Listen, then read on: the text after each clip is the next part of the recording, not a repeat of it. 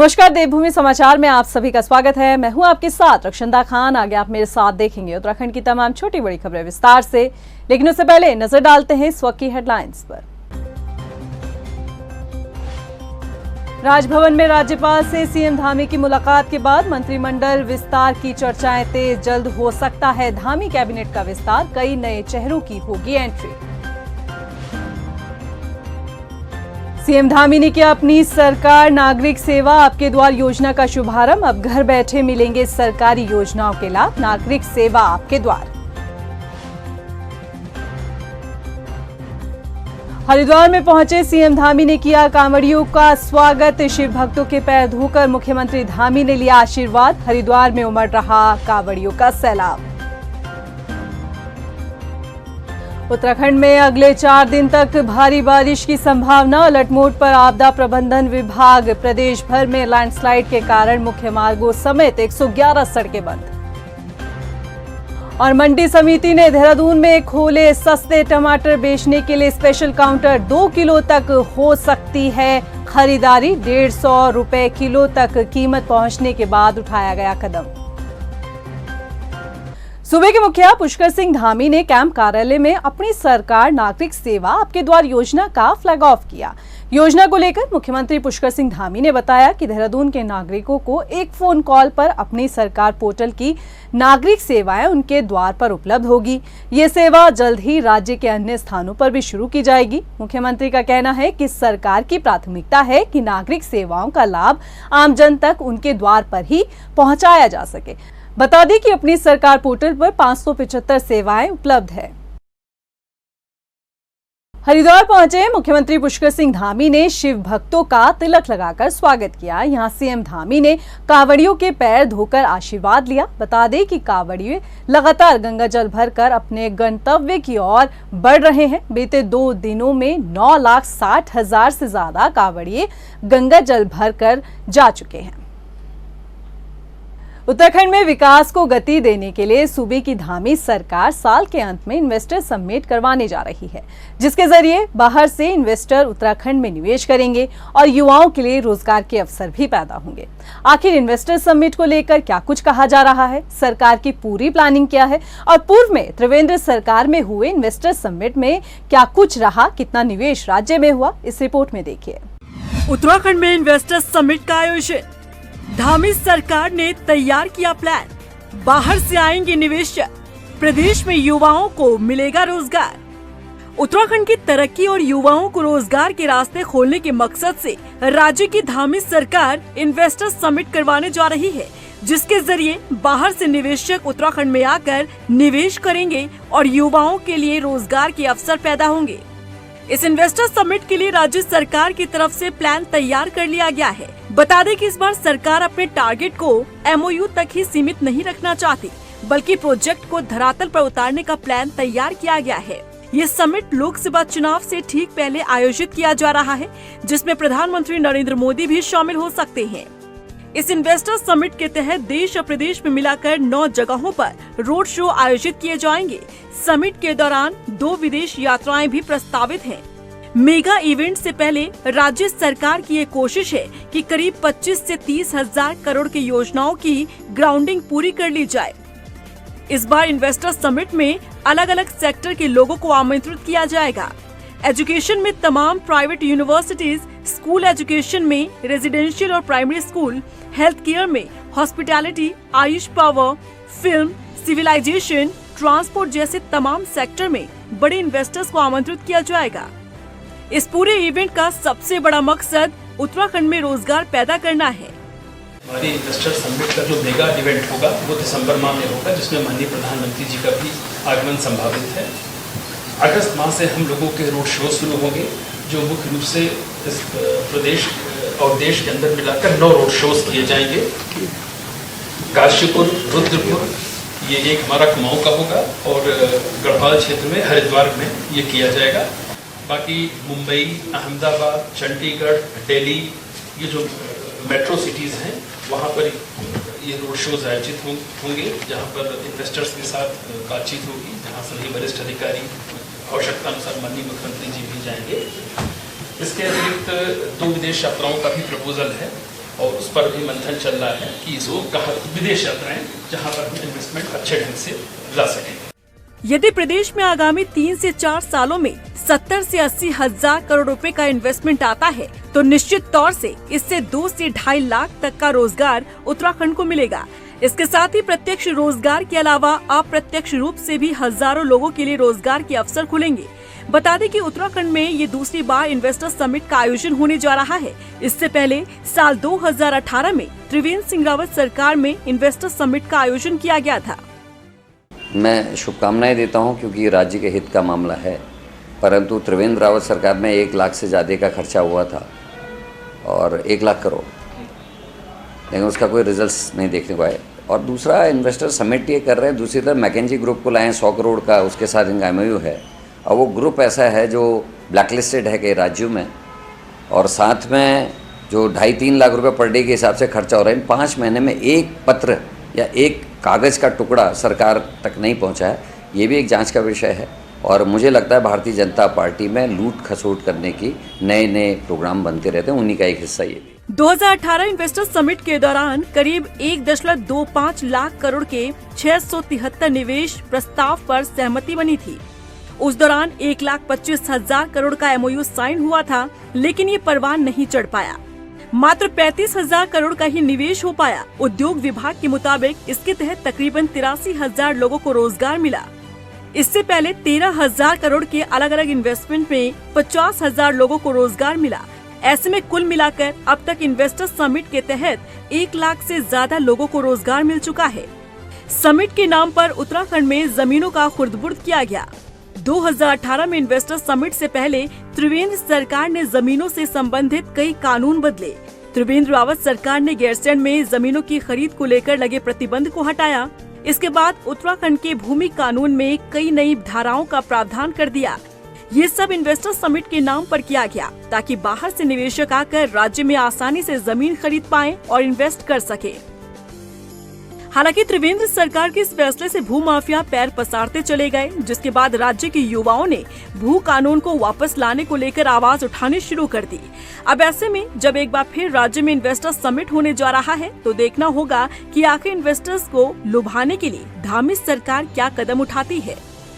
उत्तराखंड सहकारिता विभाग ने एमपेक्स एक मुश्त समाधान योजना की शुरुआत की है। कार्यक्रम में पहुंचे कैबिनेट मंत्री धन सिंह रावत ने बताया कि इस योजना के जरिए मृतक के परिजनों को वन टाइम सेटलमेंट योजना के तहत सरकारी बैंकों से लिए गए लोन के ब्याज माफ किए जाएंगे। माफ कीजिएगा, आपको बता दें कि सहकारी बैंक से जो लोन लिए गए हैं उसके ब्याज को माफ किया जाएगा।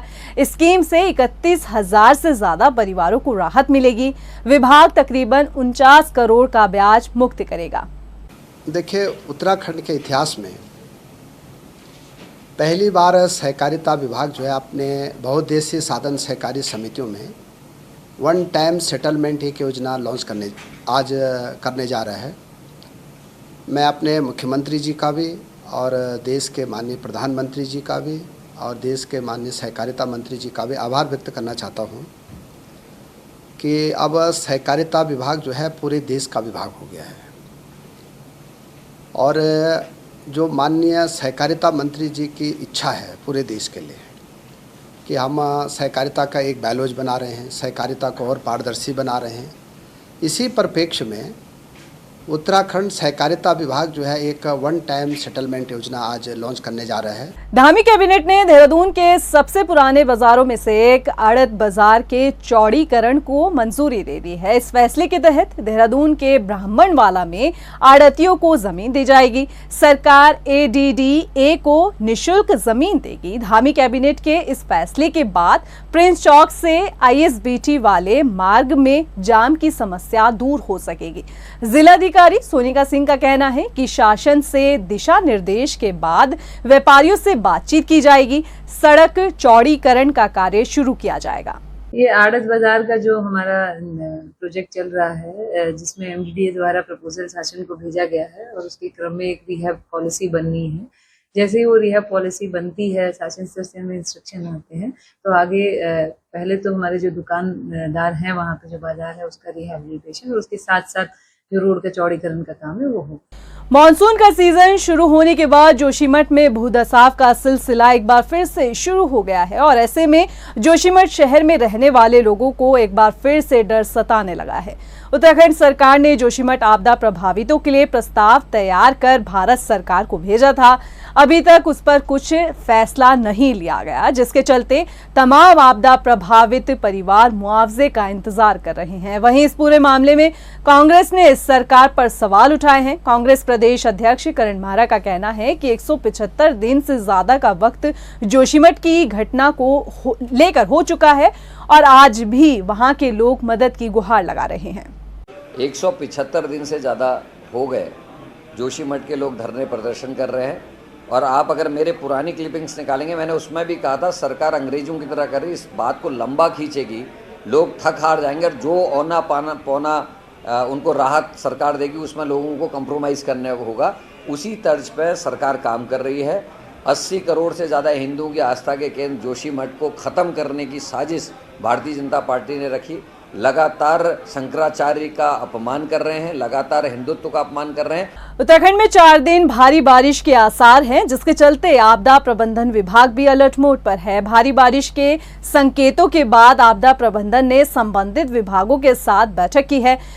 प्रबंधन ने सभी जिलों के अधिकारियों को 10 जुलाई तक अलर्ट रहने के आदेश दिए हैं। आपदा प्रबंधन के ड्यूटी ऑफिसर धीरेन्द्र सिंह ने बताया कि लैंडस्लाइड होने के कारण 2 बॉर्डर रोड, 3 स्टेट हाईवे और 111 विलेज रोड बंद हैं, जिसे खोलने का काम SDRF द्वारा किया जा रहा है। वहीं पिथौरागढ़ के धारचूला में अत्यधिक बारिश होने से नाले का जलस्तर बढ़ गया, जिससे कई गाँव की कनेक्टिविटी टूट गई है।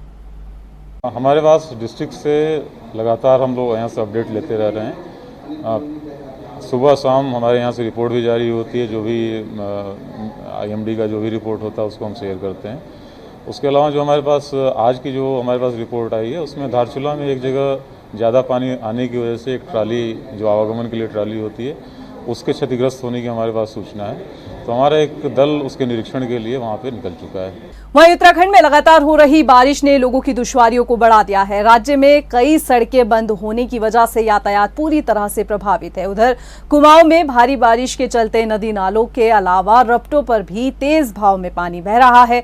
मौसम विभाग की चेतावनी के बाद कुमाऊं कमिश्नर ने सभी जिलाधिकारियों को राहत बचाव टीम के साथ 24 घंटे अलर्ट रहने के लिए कहा है।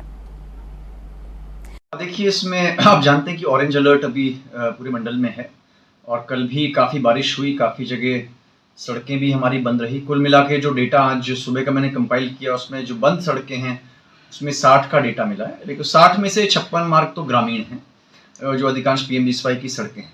और इन 60 में से भी जो आज खुलने की डेट जिनकी है लगभग 50 के आसपास आज ही खुल जाएंगी। 1-2 सड़कें हैं जो थोड़ा लंबा 15 तारीख के आसपास खुलेंगी। तो कुल मिला के जो हमारा आवागमन है वो सुचारू रहेगा।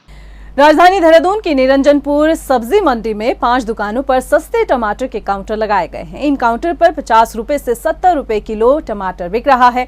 मंडी समिति ने बताया कि प्रति व्यक्ति को 2 किलो टमाटर दिया जा रहा है। सभी लोगों के लिए काउंटर सुबह 9 बजे से दोपहर 12 बजे तक खोले जा रहे हैं। बता दें कि इन दिनों आसमान छू रहे टमाटर के दामों ने महिलाओं की रसोई का बजट पूरी तरह से बिगाड़ दिया। ऐसे में मंडी समिति ने टमाटर के दामों में हल्की गिरावट कर लोगों को जरूर राहत दी। बाहर से इसमें लगभग टमाटर बहुत कम मात्रा में या ना के बराबर आ रहा है, क्योंकि नासिक, महाराष्ट्र और बेंगलोर में काफ़ी मात्रा में बारिश हो गई, जिससे पूरी फसल बर्बाद हो चुकी है और विद इन स्थिति हमारा टमाटर आ रहा है। लेकिन उससे फलस्वरूप क्या हो रहा है कि टमाटर की कम मात्रा के कारण क्या हो रहा है कि रेट उसके बहुत ज़्यादा हो गए हैं। तो माननीय मुख्यमंत्री और माननीय हमारे कृषि मंत्री और हमारे प्रबंध निदेशक महोदय द्वारा ये डायरेक्शन दिए गए हैं कि आप इसके मंडियों में काउंटर लगाएं, रिटेल काउंटर स्थापित किए। तो इसी को लेकर हम लोगों ने पूरे देहरादून, ऋषिकेश और अदर मंडियों में भी हमने डायरेक्शन भी दिए थे और उसमें हमने खुद भी बैठक की और व्यापारियों के साथ बैठक की और बैठक के बाद ये निर्णय लिया गया कि हम जो है टमाटर की थोक रेट पे ही रिटेल काउंटर मंडी में खोलेंगे। कुमाऊं पहुंचे पशुपालन विभाग के नवनियुक्त निदेशक ने विभाग द्वारा चलाई जा रही योजनाओं के बारे में जानकारी दी। उन्होंने बताया कि प्रदेश में आवारा पशुओं की संख्या कम करने के लिए पशुपालन विभाग विशेष रूप से अभियान चलाने जा रहा है, जिसमें कृत्रिम गर्भधान के जरिए पशुओं में गाय केवल बछिया को जन्म देगी। उन्होंने कहा कि विभाग ने कृत्रिम गर्भाधान की नई तकनीक को 40% प्रभावी बनाया है। आने वाले वक्त में 100% कृत्रिम गर्भाधान के बाद आवारा पशुओं की संख्या को कम किया जा सकेगा। जो घुमंतु नर पशु हैं इनकी रोकथाम के लिए तो सरकार की मंशा ये है कि हम जो अभी कृत्रिम गर्भाधान का कार्य कर रहे हैं, ये अभी हम सारा कृत्रिम गर्भाधान का कार्य सेक्स सॉर्टेड सीमन से, जिससे सिर्फ बच्चियाँ पैदा होती, उनसे हमारा कराने का लक्ष्य है। और अभी हम 40% कृत्रिम गर्भाधान का कार्य कर रहे हैं, जो सेक्स सॉर्टेड सीमन से कर रहे हैं। बारिश के मौसम में जहां नदी नाले उफान पर हैं, वहीं नरेंद्र नगर गांव के कुंडिया में जल स्रोत सूखने के बाद ग्रामीण परेशान हैं। ग्रामीणों ने ऋषिकेश कर्णप्रयाग रेल लाइन का विरोध किया है। ग्रामीणों का कहना है कि हैवी ब्लास्टिंग की वजह से जल स्रोत सूख गया। मौजूदा वक्त में बारिश की पानी को ग्रामीण इस्तेमाल कर रहे हैं, मगर बारिश न होने के बाद जल संकट क्षेत्र में पैदा हो गया। ग्रामीणों ने सरकार से मदद की गुहार लगाई है। कुछ कहाँ से लाएंगे हम पानी? अभी तो पानी बारिश का पानी है, तो तब थोड़ा बहुत इकट्ठा कर लेंगे, फिर उसके बाद क्या करेंगे? पूरा गांव वाले परेशान हैं। रेलवे टनल की वजह से हमें पानी की बहुत बड़ी समस्या हो चुकी है, तो कृपया सरकार से निवेदन है कि हमें पानी की जल्दी से जल्दी व्यवस्था करें। 15 दिन से हम बिना पानी के रह रहे हैं। बारिश का पानी है, बारिश का पानी से हम सिर्फ कपड़े और बर्तन धो सकते हैं, अपने बच्चों को नहला सकते हैं, बाकी खाने का पानी हमारे पास बिल्कुल भी नहीं है। सरकार से बस यही निवेदन है कि हमारी टिप्पणी पे ध्यान दे। गदरपुर पुलिस ने गौ तस्करों के खिलाफ कार्रवाई की। मुखबिर की सूचना के बाद सकेनिया पुलिस ने चेकिंग के दौरान एक वाहन से 2.5 कुंतल प्रतिबंधित गौमांस बरामद किया। वहीं गदरपुर में भी पुलिस ने स्लॉटर हाउस से प्रतिबंधित मांस को बरामद किया है। दोनों मामले में पुलिस ने 3 आरोपियों को गिरफ्तार किया, जबकि एक आरोपी फरार बताया जा रहा है। गदरपुर थाना क्षेत्र में बहुत दिनों से गोकशी की शिकायत आ रही थी। आज मुखबिर की सूचना पर प्रातः 5:30 बजे के लगभग सकनिया चौकी इंचार्ज भूपेंद्र रंसवाल को ये सूचना मिली थी कि यहाँ से कि गोकशी या गौ मांस यहाँ से जा रहा है। तो इनके द्वारा चौकी के सामने सघन चेकिंग की गई, तो एक छोटा हाथी आता दिखाई दिया, तो इनने रोका और रोकने के बाद गहनता से पूछताछ की, तो उसमें जो है 2.5 कुंटल जो है गौवंशी मांस जो है उसमें बरामद हुआ। उसके बाद जो है अभियुक्तों को मैं छोटा हाथी के गिरफ्तार किया। अभी के लिए फिलहाल इतना ही, मुझे दे इजाजत, लेकिन चलते चलते नजर डालते इस वक्त की हेडलाइंस पर। नमस्कार। राजभवन में राज्यपाल से सीएम धामी की मुलाकात के बाद मंत्रिमंडल विस्तार की चर्चाएं तेज। जल्द हो सकता है धामी कैबिनेट का विस्तार, कई नए चेहरों की होगी एंट्री। सीएम धामी ने किया अपनी सरकार नागरिक सेवा आपके द्वार योजना का शुभारंभ। अब घर बैठे मिलेंगे सरकारी योजनाओं के लाभ, नागरिक सेवा आपके द्वार। हरिद्वार में पहुंचे सीएम धामी ने किया कांवड़ियों का स्वागत। शिव भक्तों के पैर धोकर मुख्यमंत्री धामी ने लिया आशीर्वाद। हरिद्वार में उमड़ रहा कांवड़ियों का सैलाब। उत्तराखंड में अगले 4 दिन तक भारी बारिश की संभावना। अलर्ट मोड पर आपदा प्रबंधन विभाग। प्रदेश भर में लैंडस्लाइड के कारण मुख्य मार्गों समेत 111 सड़कें बंद। और मंडी समिति ने देहरादून में खोले सस्ते टमाटर बेचने के लिए स्पेशल काउंटर। 2 किलो तक हो सकती है खरीदारी। 150 रुपए किलो तक कीमत पहुंचने के बाद उठाया गया कदम।